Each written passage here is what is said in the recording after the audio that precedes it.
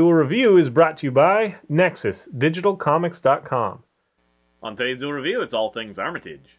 I'm RJ. And I'm Nick. Let's get to it.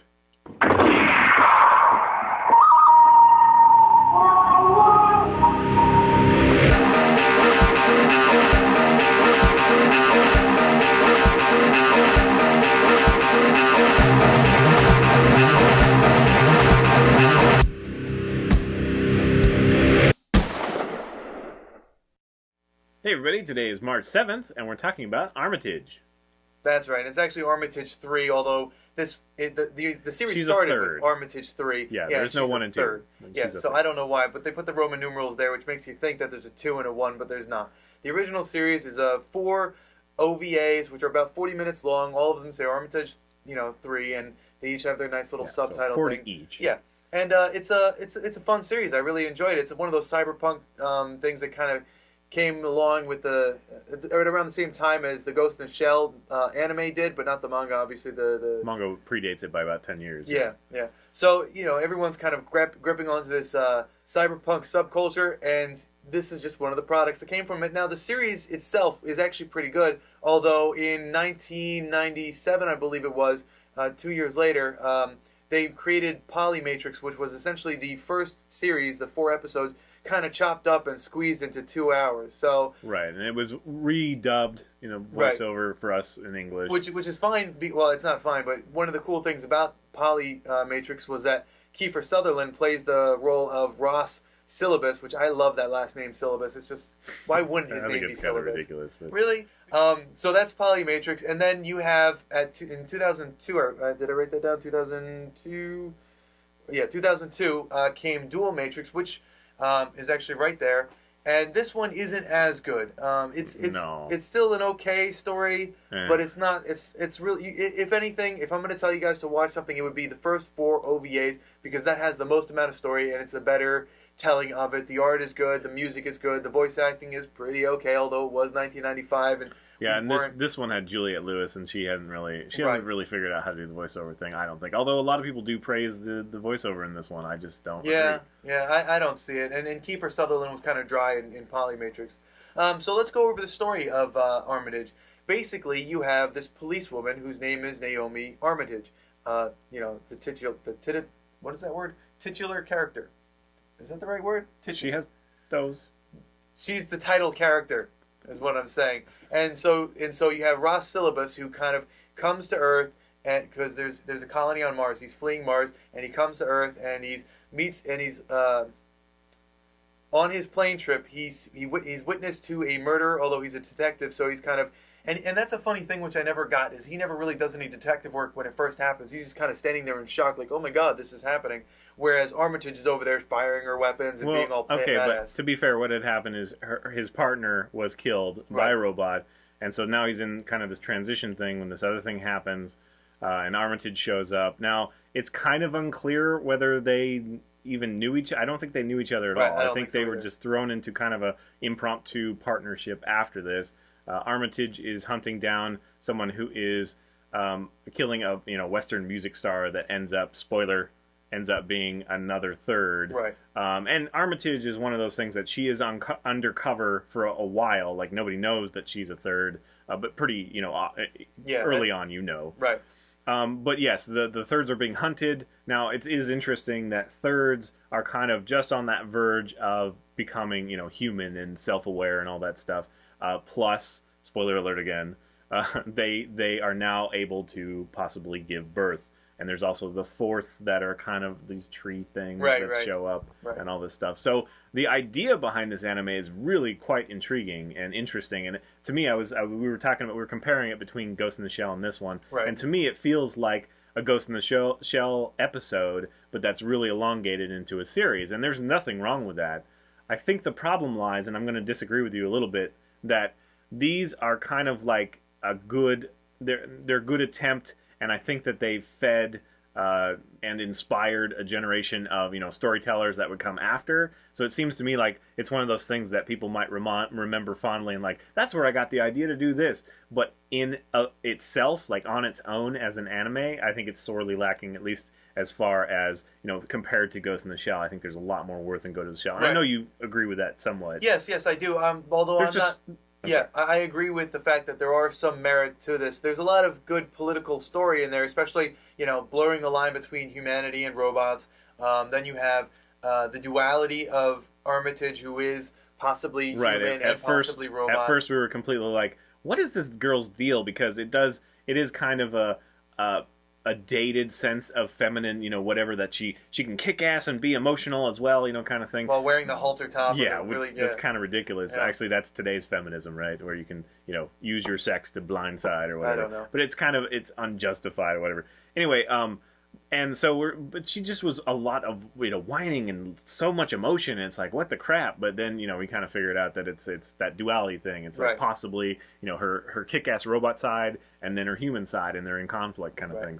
So that can be interesting, but again, just kind of surfacely, it's just kind of grating a little bit. And also, I would also disagree possibly with the whole OVA over Polymatrix thing, because Polymatrix does a better job of doing the voiceover, but I do agree that there are some parts that you would miss if you just watch the OVA. It feels a little bit rushed, and the original OVA is not that long. I mean, what is that, like 3.5 hours or something like that? Yeah, it's 40 minutes apiece times 4, so yeah. So yes, I mean, it's one of those things that academically looks good on paper, but to watch it, it's just kind of like, I want to go watch Ghost in the Shell now. Right. And some of her outfits are cool. Like, they are. She's got these cool cape things. And I kind of like the whole, punk aesthetic, the cyberpunk aesthetic, and the whole garter thing and stuff. But, she just has a bra on, pretty much. And she has a jacket, but it's just a bra. And, okay, so number one, nobody else is wearing that, so she must be cold. And in fact, she complains about being cold later. It's like, put some clothes on then, woman. Right. And secondly, if she's trying to hide the fact that she's a robot, she's sticking out like a sore thumb. So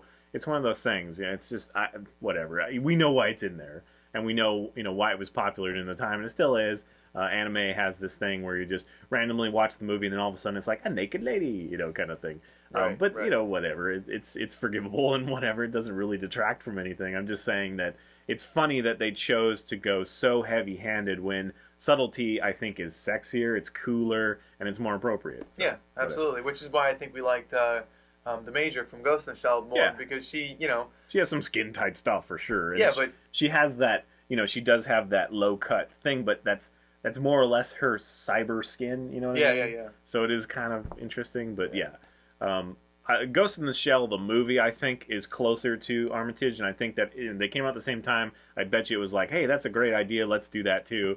But the show, I think, is much more political and really transcends. You mean Standalone Complex? Yes, Standalone Complex, I think, transcends both of these kind of thing. I mean, even Ghost in the Shell, like the original movie, it's one of those things that there's a lot of flash in it, and then there's just the seed, this very interesting seed, and I think Armitage does that as well. Right.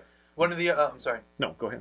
One of the other good plot lines that I liked was the whole colonizing Mars thing. Essentially, what's happening is the reason that the thirds were built to bear children was because in order for Mars to be on its own, as opposed, independent, as opposed to relying on Earth for people, is they created these robots, the thirds, so that they could repopulate or populate Mars, so that they, there wouldn't be any immigration from Earth. From Earth, yeah, but now there's people in power that are feminist, and so they don't want that. They see that as their roles in jeopardy or whatever, which is kind of a dated sensibility in and of itself, I think. But overall, yes, again, very interesting ideas, just not necessarily capitalized in the way that they would do now. Right. Ghost in the Shell was a miracle because it is of that time, and yet it feels so contemporary to me. Yes, I agree with that. If for Armitage, if they just cut out the parts where Armitage is being like a whiny little girl, and put in the political backdrop stuff there, I think this would be a great show. Like, although again, that duality thing, I mean, it is kind of understandable, but she doesn't do too much. The times that she kicks ass, that's why people like this. It's like, holy crap, it's awesome. Yeah. And then there is that little interesting idea. I think they take it a little too far. She has a kid in this one, and she has to deal with that. And then she has these clones, which they are badass in a sense, but at the same time they do that laughing thing all the damn time. It's like, and they have no other words otherwise. But they are cool, and especially the last battle I enjoy. Yeah. It's just up until that, it's kind of like, why should I care? Shut up that little kid, that stuff. But, so yeah, I do like the Polymatrix and the OVAs better. If you're interested, you should start with one of them. Right. And Funimation, I just became a member of Funimation, and they have a lot of great anime on Funimation.com for like $8 a month kind of thing. I'm doing a free trial right now. I think I might stay, because it's pretty cool. It is a little slow though. Yeah, it's a little slow. They just have a high bandwidth use. Of course they do. It's something. Funimation. Yeah, but it does take like a web page to load. It takes you like 3 times as long as anywhere else. Right. But still, so much anime, and even if it's not dubbed, it's subbed. So there's so much to pick from. In fact, there's a new season of Last Exile, which I'm really excited to watch. Whole 21 episodes, I think. Nice. Anyway, all right, guys. Thanks for watching. Please subscribe to our YouTube channel and follow our great playlists. Game Lab's been a lot of fun. Yes, it has. And please leave comments. We love comments. And you can help support us by buying our wares at SpiderWolf.com. That's right. T-shirts, a card game, art print, short stories, and more. See you later. Don't forget to tell us what you think of Armitage. Yes, please tell us what you think of Armitage, because there is a lot of great story there. A lot of great plot points that they could have capitalized on. They just didn't. Yeah, it's one of those things that if somebody's asked me what anime to watch, I will say something else beside, instead of this. Right. But if they say, is there any that I haven't watched that I might not want to miss? It's like, well, if you like Cyberpunk, check out Armitage. Yeah, I agree with that. It's funny enough. Up next, finally, Ghostbusters 1 and 2.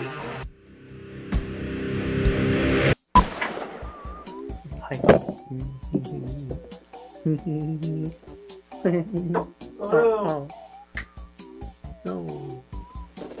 What are you doing? I'm trying to hide. Pulled off mine first. I didn't know. You gotta forgive me. You gotta do anything. Huzzah! Hazor! Hazuki bean. Granola. Nature's candy. That's made by chefs. I don't think chefs really make. Well, whatever. I'm saying it's not. It doesn't grow on trees. But it's good for you. Kiefer Sutherland plays the role of Ross Syllabus, which I love that last name, Syllabus. It's just, why wouldn't his name be Syllabus? Ridiculous. Really? Because it's like a cyberpunk It's setting. Yeah, and it's a cyberpunk setting, and his name is Syllabus, which is the little kind of... If you guys don't know what a syllabus is, then you're way too young. But essentially what it is it's a thing for doing calculations, but it's really antiquated because it's just beads on a pole. Are you sure you got that right? Because a syllabus is like what you have in class that tells you the major points. Oh, then what the hell is that thing called? I always thought that was a syllabus. Maybe I'm wrong. Maybe I'm just completely wrong. I guess I'm getting my words mixed up. You're right. A syllabus is what the class schedule is. I don't know what that is. I don't remember. Abacus. Abacus. Abacus. Yes. That's what. Yeah. Well, even still, syllabus is a fun name. So that's Polymatrix. It's a group of paper. I'm good with the words, guys.